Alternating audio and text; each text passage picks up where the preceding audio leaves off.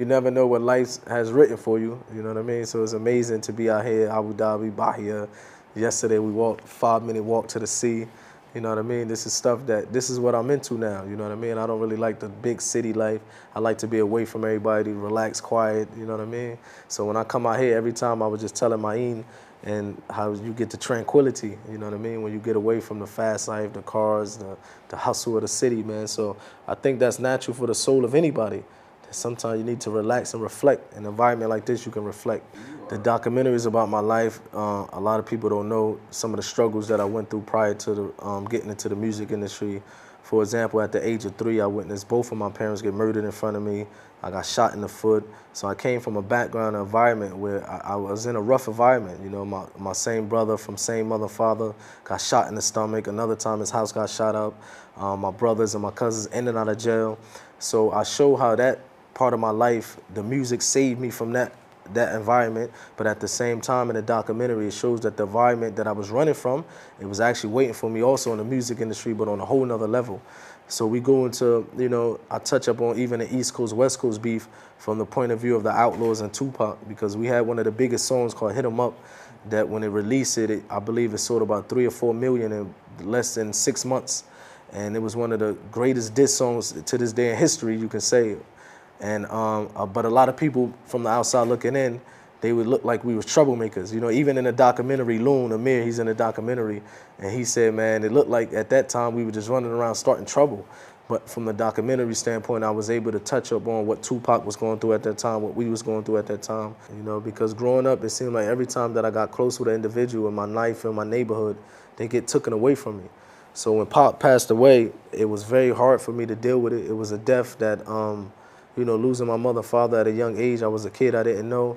But this was a death that struck home because I seen this individual every single day. When you grow up with a person and you live with them and you eat from breakfast, lunch, and dinner with an individual, and you wake up one day and you go to the bedroom and you expect for them, for many days after Pop died, I was expecting for someone to walk out his bedroom. Every day drinking alcohol, heavy alcohol, drugs, partying. This is my life for the next almost 10 years, you know. And one day I happened to be in a recording studio and I was intoxicated. Got into a fight with my little brother. He had to go to the hospital, get staples in his head. Muslim brother, the producer, walked in, come up, Mikhail, and he basically seen what was happening, came to me, calmed me down, spoke to me, and eventually we exchanged phone numbers. And this brother, you know, may Allah reward him, because he would call me every day. And I had this particular time of my life, I had a certain type of hatred towards Muslims. And I didn't trust Muslims because the people that murdered my mother and father was actually from the Nation of Islam. So I used to believe that the Nation of Islam and the Muslims are the same religion. So I kind of didn't trust this individual, you know. So he kept calling and calling, I need you to come to the mosque, come meet the brother. So I remember I grabbed a gun, you know, went up there. I called about 30 of my boys. I went up there.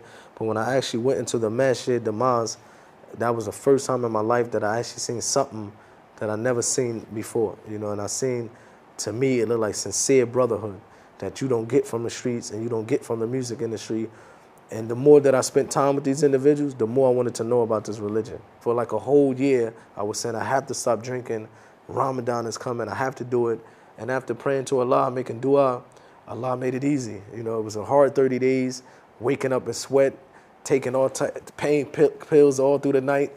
And alhamdulillah, Allah gave me tawfiq and made it easy. After that Ramadan, I never went back to drinking again in my life, and that was over 8 years ago, alhamdulillah, 7 years ago, alhamdulillah.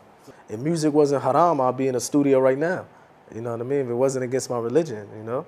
But imagine something that you love so much, all you knew, all your life. You know, I made millions of dollars from this industry, toured around the world. I fed my family and I fed my friends with this. This is all I knew. So imagine if somebody come to you and say, well, basically what you're doing is wrong. So naturally, I was rebellious against this. It wasn't until a friend of mine that actually sat me down and they actually gave me proof authentically from the Quran and from the Sunnah and from the 4 Imams. And I said, there's no way that I can go against this. You know, I would feel like I'm not being true to myself or my religion if I keep trying to put this behind and pretend that I don't see what they're giving me. I said, there's no way that I can keep fighting and I have to walk away from it. Well, my base is in Riyadh, Saudi Arabia.